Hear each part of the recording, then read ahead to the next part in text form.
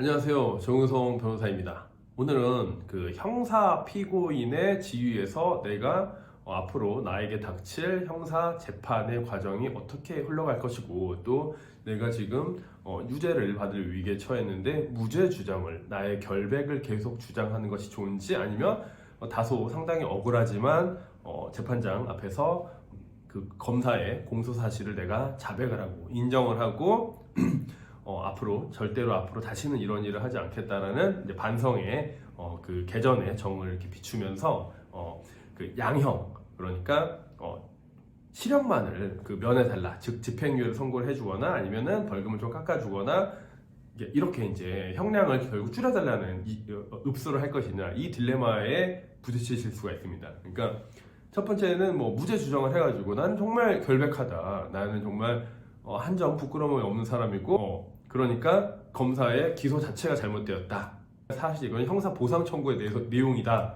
이렇게 하실 것인지, 아니면은 내가 잘못한 건 알겠지만은 내 억울함도 있는 것이고, 또 어떤 피해자에게도 어느 정도 또 피해 발생이나 확대의 어떤 과실이 있는 것이고, 또 나라서 또 범죄를 할 만한, 정말 참작할 만한 어떤 생계상의 혹은 우발적인 범행이랄지 이런 이제 범행의 동기가 있었다라는 등으로 형량을 좀 줄여보겠다, 이제 이런 목표를 삼으실 수가 있어요. 근데 뭐가 더 그 되게 현명한 판단일 것이냐라고 했을 때는 저는 확률적으로 말씀을 드리고 싶습니다. 그러니까 기소가 됐으면은요, 검사는 기소를 한 이유는 재판에 넘겨가지고 이 사람을 유죄 처벌을, 유죄 판결을 받고 그에 합당한 형사 처벌을 받게 하고자 하는 목적을 가진 행정처입니다. 그러니까 검사가 그냥 대충 수사해가지고 기소를 하고, 그렇게 해서 무죄가 나와도 괜찮아, 뭐 내가 한 100건을 기소를 했는데 그래 한 12건 정도, 그러니까 88개 유죄 나오고 12개 정도 무죄 나오면 상관없겠지, 이렇게는 절대로 하지 않는다는 겁니다. 그러니까 검사는 약 한 100%의 유죄를 받아버리겠다라는 목표를 가지고 있고, 실제로 통계적으로도 99% 이상이 검사가 기소를 때려버리면은 무죄를 법원에서 무죄 판결이 나오는 확률은 1% 미만입니다. 1% 미만. 그러니까 매우 엄청난 도박인 것이죠. 그리고 한번 기소가 돼버리면은 빼박인 것이고요. 그래서 가장 좋은 거는 이제 형사 피고인 이전에 피고인이 되지 않게, 즉 기소를 당한 피의자가 피고인 신분으로 전환이 되는 거거든요. 그러니까 기소가 안 되게, 즉 수사 단계에서 피의자 단계에서 내가 어떤 증거 불충분이나 어떤 그 범죄 성립이 안 되거나 죄가 안 됨 등의 요소로 인해 가지고 불기소 결정 내지는 불기소 처분을 받을 수 있도록 노력하시는 게 일단은 1번이에요. 그게 최선입니다. 그러니까 수사 단계에서 기소가 내가 재판으로 못 넘어가게, 이 검사나 이 경찰의 수사 단계에서 열심히 수사기관의 어떤 질문이나 혹은 피해자의 어떤 그런 주장이나 이런 것들에 대해서 열심히 내가 막아내가지고, 내가 검찰이 불기소 처분을 내려가지고 기소하지 않는다, 자유, 혐의 없음 불기소 처분, 이게 최선입니다. 근데 이게 이렇게 되지 않고 기소가 돼버리는 순간 이제 통계로 들어간다는 거예요. 그리고 검사들은 매우 공부를 잘하는 사람들이고, 뭡니까? 그 조직에서 승진이 매우 중요하잖아요. 그럼 승진이 매우 중요하면 뭐가 있어요? 인사평정이 중요한 것인데, 인사평정에서 인사고과의 인사평정 요소가 뭐겠습니까? 내가 얼마나 수사를 잘했냐, 즉 내가 기소를 시킨 게 얼마나 재판을 가더라도 유죄 인정을 받아낼 수 있을 만큼 증거들을 내가 얼마나 확실하게 발굴을 해가지고 이거를 모아서 넘겼느냐, 공을 토스를 했느냐, 이거죠. 즉 쉽게 얘기하면 이 기소를 했을 때 무죄로, 이게 이제 공소기각 혹은 무죄가 아니라 공소기각 판결도 있겠죠. 그러니까 법률의 절차에 위배해가지고 잘못 공소가 제기가 되면 또 이건 공소기각 판결이거든요. 이런 거는 이제 뭐 공소시효가 완성이 되었거나, 혹은 이제 아예 어떤 그 피고인을 잘못 지정을 했거나, 또 아니면은 되게 공소권 없음의 어떤 그런 사유들이 여러 가지가 있단 말이죠. 그러니까 이런 이제 법률 절차를 간과해가지고 공소기각 판결을 받거나, 혹은 그런 거 다 지켰는데 실체상의 어떤 이유, 그러니까 어떤 구성요건 해당성이나 어떤 위법성 조각 사유나, 혹은 뭐 그 책임 제한 사유나 이런 것들을 간과해가지고 무죄가 이렇게 나와버렸다면은 검사의 인생에서는 굉장히 먹칠이 될 수가 있겠죠. 그러니까 매우 능력이 없는 이런 거라는 겁니다. 쉽게 얘기하면 공장에서도 불량률 0%에 도전을 한다. 어느 분야든지 그렇지 않겠습니까? 그러니까 뭐 축구 선수 뭐 해리케인, 뭐 영국의 토트넘 해리케인이 이 사람이 잘하는 이유가 뭐니까 PK 페널티킥 성공률이 엄청나게 높은 거예요. 그래서 이 사람은 찼다 하면 그냥 다 들어갑니다. 그러니까 물론 대부분 다르지만 그 중에서도 잘 차더라고요. 그러니까 그리고 손흥민도 그러면은 유효 슈팅 대비 골 전환율 이런 게 중요하듯이 검사도 그러면 이렇게 비교할 수 있겠네요.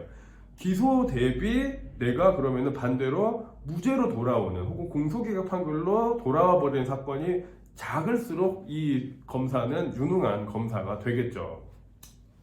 그러다 보니까 검사들은 무죄 판결 받는 거에 대해서는 치욕으로 생각할 수밖에 없는 것이고, 따라서 기소가 됐으면은 거의 그러니까 내가 꺾일 만한 사건을 또 기소를 안 해버립니다.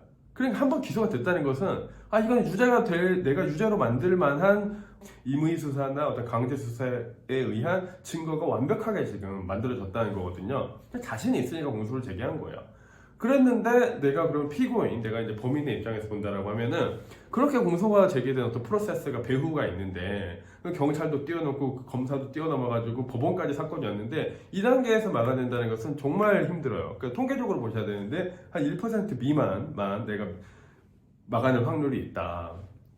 그렇기 때문에 현실적으로는 사실은 집행유예를 주장하는 것이 사실은 현실적이죠. 그러니까 검사가 기소한 어떤 공소 사실을 내가 인정을 하고, 또 검사가 수사기관이 제출한 증거기록, 수사기록에 있는 그 증거물에 대해서 내가 그러면은 이 법원에서의 사용을 어떤 증거 채택을 위한 그 증거 사용에 동의를 하느냐, 혹은 부동의를 하느냐, 이런 거에서 이런 걸 전부 다 동의를 해주면서 내가 그러면 앞으로 개과천선해가지고 깊이 반성을 하고 있고 피해 회복을 위해서 많이 노력을 할 것이고, 사회의 어떤 그런 사회의 공동체의 이익을 위해서 내가 열심히 사회 구성원으로서 노력을 하겠습니다. 이러면서 반성문도 쓰고 주변에서 탄원문도 내고 이러면 웬만하면 이제 또 집행유예가 나오는 것이고, 정말 운이 좋으시면 또 선고유예까지도 이제 가끔 나올 수도 있는 것이죠.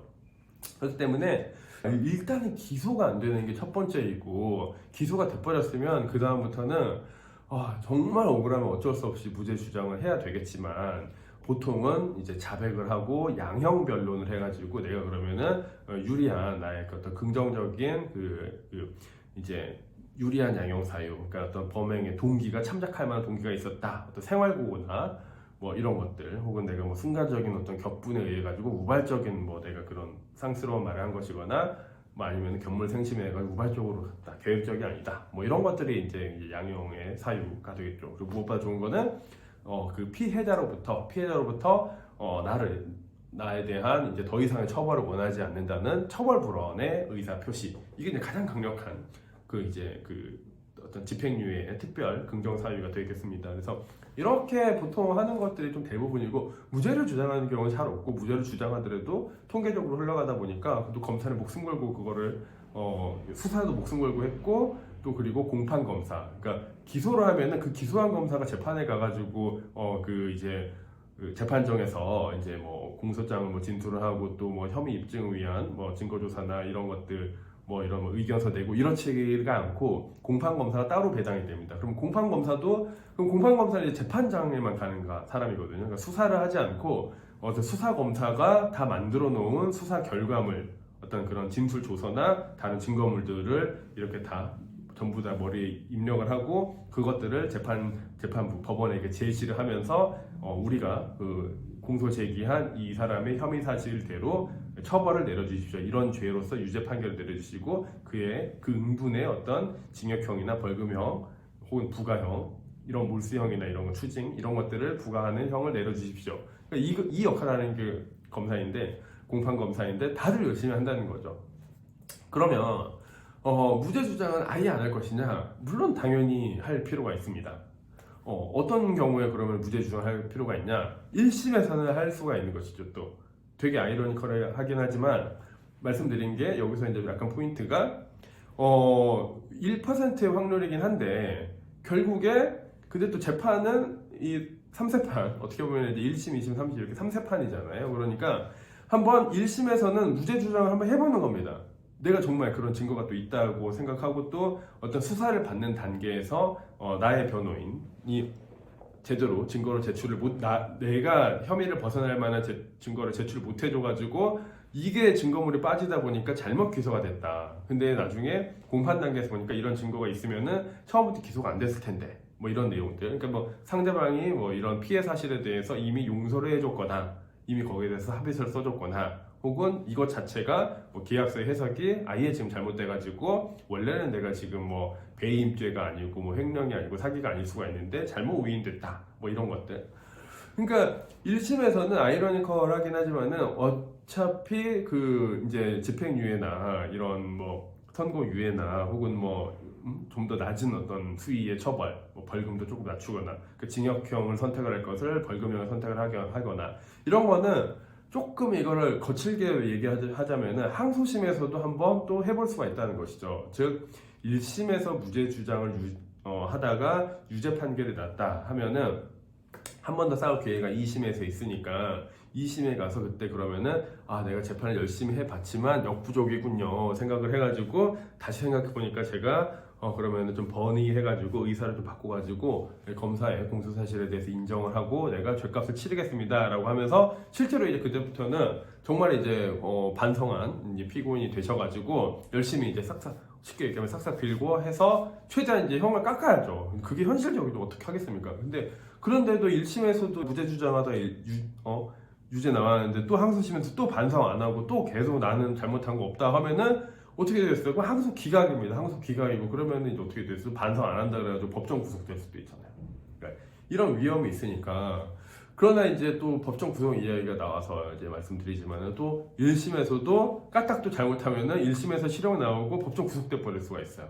그러면 또 차라리 처음부터 그 집행유예를 빠져나오기 위해서 인정하고 공소사실 인정하고 양형 변론을 하는 게 차라리 나았거든요. 만약에 법정 구속될 뻔한데 법정 구속이라는 것은 불구속 상태에서 이제 보통은 다 재판을 받는데요. 뭐 도망의 우려나 증거인멸의 우려가 없다면 굳이 뭐 구치소에서 체포까지 되셔가지고 재판받는 피고인들은 잘 없죠.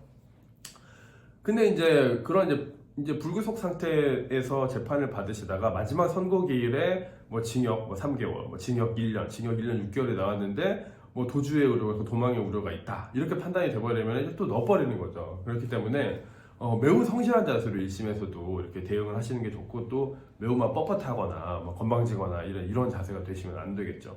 그리고 법정 구속될 가능성이 있다라고 한다면은 이제 그때는 또 잘 판단을 해야 됩니다. 그래서 사안을 잘 들여다보고 자칫 내가 어떤 사회적으로도 큰 무리를 일으킨 범죄이고 또 이 판사가 또 굉장히 강성의 판사다 해가지고 이 판사는 한번 유죄를 때리면 집행유예를 잘 안 주고 법정 구속을 시켜버리는 이런 좀 사람으로 좀 알려져 있다라고 한다면은 애초부터 싹싹 빼는 게 차라리 낫습니다. 그래서 모든 상황을 면밀하게 종합적으로 검토를 하셔가지고 판단을 하셔야 되는데 그러나 이제 만약에 애초에 근데 또 잡혀있는 피고인일 수도 있잖아요. 애초에 내가 유치장에 이미 있었고 또 구치소에도 있었고 했다라고 하는데 내가 그래도 몇 달 내가 조금 여기 살더라도 나는 1심에서 내 결백을 한번 주장해 보겠다라고 하신다면 그때는 1심에서 무죄 주장을 한번 해보고 그런 다음에 그런데도 이제 유죄가 나왔다라고 한다면은 이제 항소심 들어와가지고는 좀 태도를 바꿔볼 수가 있겠죠. 예, 그렇게 해서 이제 집행유예로 나오시거나 혹은 이제 또 보석 허가 신청을 해가지고 피해자와 이제 크게 합의를 하시고 그 처벌 불원서를 법원에 제출하시면서 같이 보석 허가 신청을 하면은 또 항소심 중에서도 또 나오실 수 있까요? 또 이제 있는 여지가 상당히 높아지는 거니까요. 그래서 약간 조금 그냥 실무적으로 말씀드렸는데 사실 이제 답이라는 것은 사실 없고요. 그러나 이제 무죄 주장을 하다가 자칫 법정 구속될 위험은 또 있으니까 1심에서 무죄 주장한다는 것은 상당히 리스크가 있는 것이고 그러나 내가 이제 상당히 어떤 사회에서 어떤 그런 루틴한 삶을 굉장히 잘 살고 있고 사회 유대관계가 확실하고 또 충분히 억울한 요소가 있고 또 어떤 그 죄질이 막 불량하지 않다 막 상습범이라거나 혹은 막 진짜 피해자를 막 악독하게 괴롭혔다거나 너무 뻣뻣한 자세를 계속 범죄 이후에도 취하고 있다거나 이런 게 아니라면 법정 구속이 될 가능성은 그렇게까지 높지는 또 않으니까 이게 내가 한번 1심에서는 무죄 주장을 해보고 그런데도 유죄가 나가지고 그럼 또다시 불구속 상태에서 항소심에서 다시 그러면은 이제 조금 이제 선처를 구하는 방향으로 빠져나올지 여러 가지 이제 전략들이 있습니다. 그래서 그러나 이제 그런데 이런 전략들 여러 가지 경우의 수를 따지지 않고 무턱대고 나는 그냥 무죄 주장을 해야죠. 혹은 무턱대고 나는 어차피 검사가 기소했으니 난 무조건 유죄가 나올 확률이 무죄가 받을 확률이 1% 미만이라고 하니까 나는 그냥 안 해야겠다. 이럴 필요는 없죠. 왜냐하면 재판이 1심에서 끝나는 게 아니잖아요. 그러니까 1심에서 끝나는 게 아니고 2심이 한 번 더 있으니까 어떻게 보면은 조금 내 심리적으로 긴 재판에 대한 부담이 있을 수가 있지만 정말 나에게 필요한 증거가 수사 단계에서 제출이 되지 못했고 1심에서 충분히 이겨볼 만한 어떤 법리가 있고 근거가 있고 사실이 있으시면은 1심에서 무죄 주장을 또 해볼 수도 있어요. 무죄 주장 해보면은 이제 일부 무죄라도 또 이렇게 다툴 수가 있겠죠. 그러니까 범죄가 되게 여러 가지 이렇게 촘촘히 쪼개져 가지고 하면은 그 안에서 이제 일부는 또 이렇게 공소 기각이 되거나 무죄 판결이 또 잘 선고가 됩니다. 그러니까 뭐 가령 이제 뭐 그 업무방해라고 해봐요. 그러면은 어떤 범죄 일시가 뭐 올해 1월부터 11월까지 한 달에 한 번씩 계속 막 뭔가 물건을 터척하거나 어떤 소란을 피우거나 혹은 뭐 허위 사실을 유포를 하거나 뭐 이런 식으로 이제 위계나 위력이나 허위 사실 유포 등을 통해서 업무방해를 했다라고 하는데, 그러면 12가지 하루에 한 개씩 12달 동안 12개의 업무방해죄로 수개의 죄로 공소가 제기가 됐는데, 사실 3개는 어떤 데시벨도 굉장히 낮았고 또 이 경우에는 오히려 피해자에 나와서 같이 막 이렇게 춤도 추면서 이렇게 하면 또 이게 구성요건이 안 맞아가지고 또 이렇게 될 수도 있죠. 그래서 그렇다고 해서 엎드려 놓고 전부 자백할 필요는 없는 것이고요. 그래서 여러 세부적으로 좀 보실 필요가 있다는 거죠. 그래서 전부 무죄는 아닐지라도 또 그 안에서 충분히 일부 무죄의 여지는 또 있습니다. 그래서 결국 이제 사안마다 케이스 바이 케이스로 이야기를 한번 해보실 필요는 있다라는 겁니다. 그러나 제일 조심하셔야 될 거는 막연하게 내가 피해자라고 생각하셔가지고 막연하게 무죄 주장을 하는 거 피하셔야 되고, 또 막연하게 검사가 이렇게 기소를 했다는 것은 유죄 확률이 거의 100%니까 그럼 나는 아예 그냥 냅다 나를 잡숴 주십시오 라고 하면서 포기하실 필요도 전혀 없다는 거죠. 그래서 들여다보시고 어떤 혐의들이 많으면 이 중에서 몇 개는 쳐가지고 몇 개는 무죄 주장하고 몇 개는 자백하고 이런 방향도 괜찮습니다. 예, 여기까지 하겠습니다.